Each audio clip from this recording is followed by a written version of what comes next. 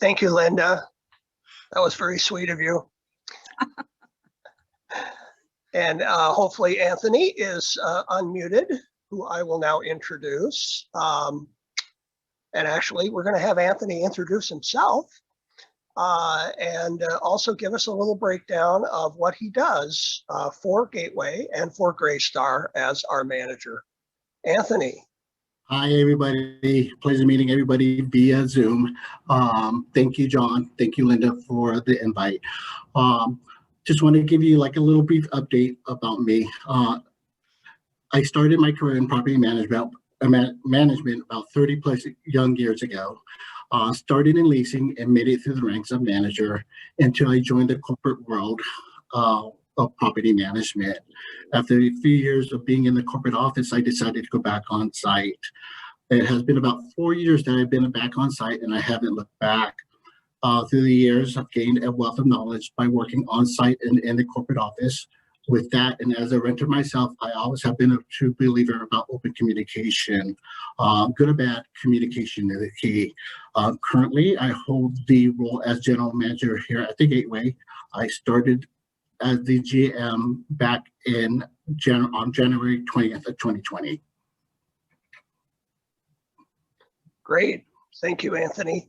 So one of the many questions we had is about Greystar, its operations, and who the key contact people are. So we were hoping you might give us a little rundown on the staff, who's our best contact, and then maybe after that we can pivot to what our online resources are when we have a question or need a service update. Of course.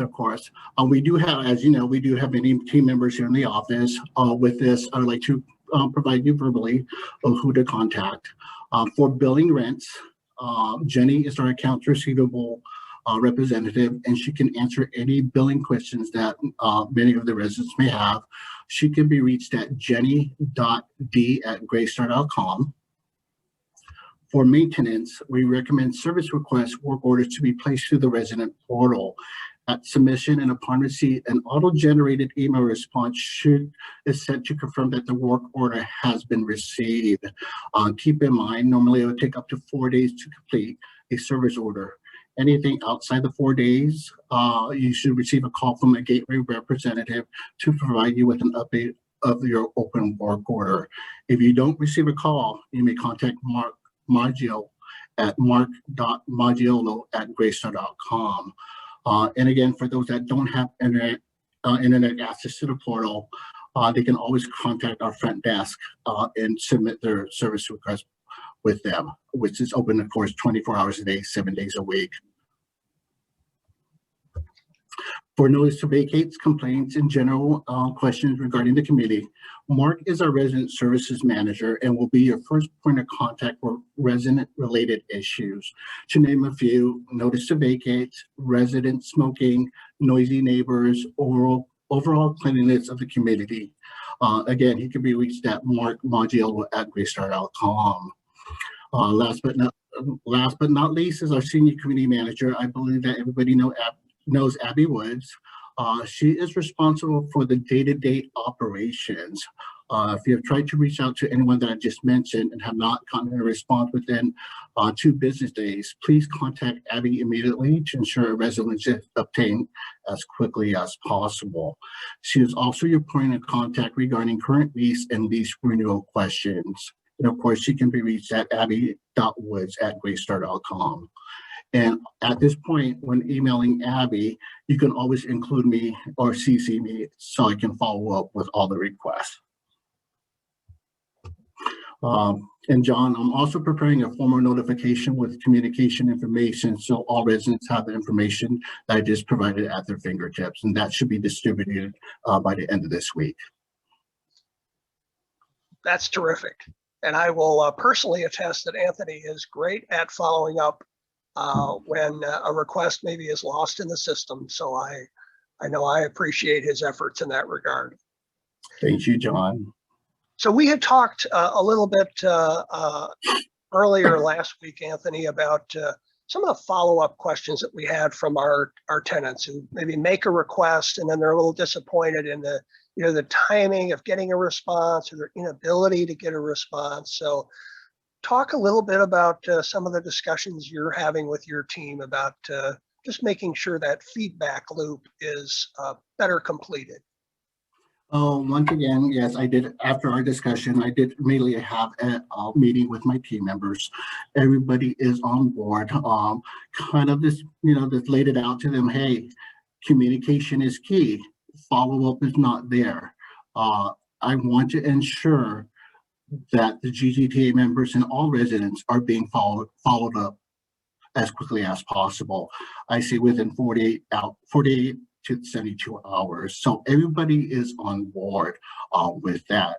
And once again, if you don't get a response by any of my team members, you can either, like email me, and also I can provide you with my cell number so you guys can call, text me direct to ensure that my team members are following up with all the residents in a timely manner. Again, communication is key. Follow-up is key, and I express that with my current staff members here at the Gateway. Great, thank you. You're welcome.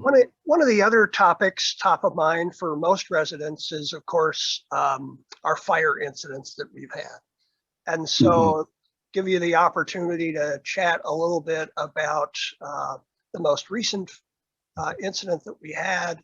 The investigation was ongoing, so there's a lot of detail you can get into, but maybe if you could speak to some of the things that Greystar is discussing with ownership about just some safety measures that you're considering, things that you've learned from these incidents.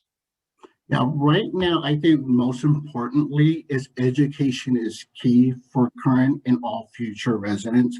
I think, again, communicating the do's and don'ts in an apartment. I believe the last fire at 405 Davis, previous to the one at 440, was started by candles, which is prohibited in all apartments. This fire, of course,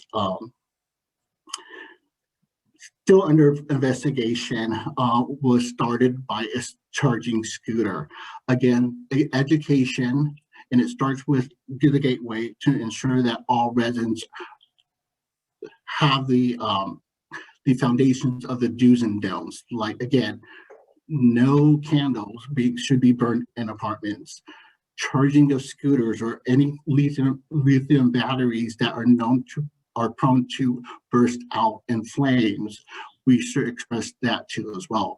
Education is key, communication is key, and we want to make sure that this is communicated throughout the property or into our residents. Great, thank you. One of the other topics we heard from some of our members was about recycling and trying to make things a little bit easier for folks to recycle. So talk a little bit about that. I know during the pandemic, things have been more challenging, particularly working with our partners at the city, the Department of Environment, and Yes. other organizations. But tell us what we might expect in the months to come. Well, right now we're going to be reviewing current signage and identify that any signage that need updating throughout the property. One of the members suggested, of course, labeling our trash chutes, because they're like Vista North and South. Vista East and West. There are two trash chutes, but there's not really a identifying marker of what's recyclable and what's refuse. That's the first start, to identify the signage that we have out there to ensure that the residents are being educated on where to put things at. In addition to that, we're, via our last newsletter, we're asking residents to break down the boxes and bring it down to the garage, which I've seen, we noticed a great improvement once that newsletter went out. I see a lot of people taking boxes to the basement, disposing of like cardboard boxes, which is great, and we're not getting a lot of work orders stating that our trash chute is clogged due to cardboard boxes, so forth and so on. Again, we will continue to educate and remind current residents on how to properly dispose of trash in recycling.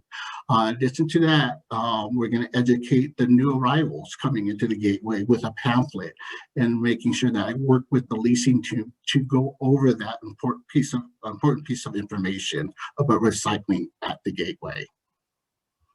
I believe, again, with the collaboration between Gateway and GGTA about Gateway's reminders that will be sent out continuously. I think that's terrific.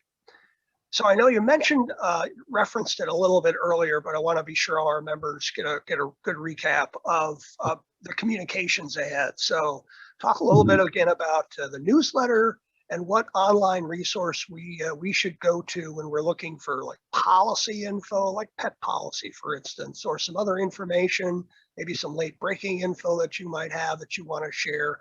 Where's our best place to go to get that info?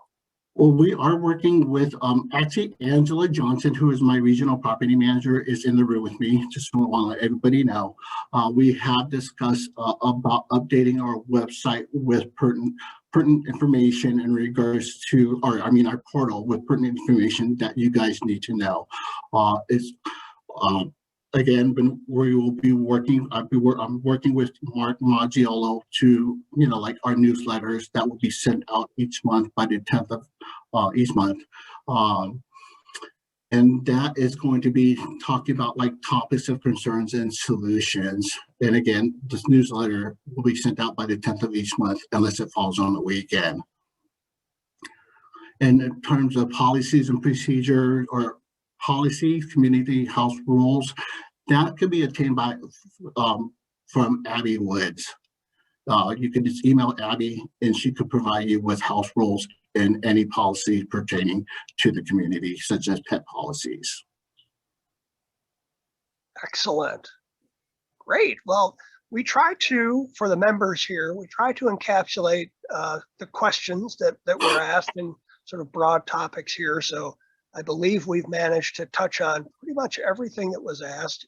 If you have a specific question, we do invite you to, as Anthony indicated, follow up directly with the individuals he's noted. And of course, feel free to CC Anthony in your note. And I know that he will follow up with everyone on their specific questions. So we're here to try to get you answers. And I really appreciate the fact that Anthony was willing to come on and join us for this meeting today. So thank you for your time, Anthony. Thank you, John. And I have one last thing. Like I said, I feel confident about the current staffing and their passion to move the gateway forward. Again, with any concern that arise from the like the members of the GGTA, you can always text me. And I can provide you with my cell number right now. So if everybody has a pen and paper ready, my cell number is 415-819-1210. And this is how committed we are to ensuring that the gateway is moving forward where it needs to be at. Thank you, Dylan, for sending that out to everyone. And thank you, Anthony, for being so brave as to give your cell number to all these wonderful folks. Thank you. Thank you. That's Please great. Keep in mind, don't text me at 2 a.m. in the morning. Well, again, I want to thank you for joining us, and thank you, Linda, for your stewardship over the past year and the stewardship ahead that we know we will have from you. And thanks to the members for joining us for this conversation.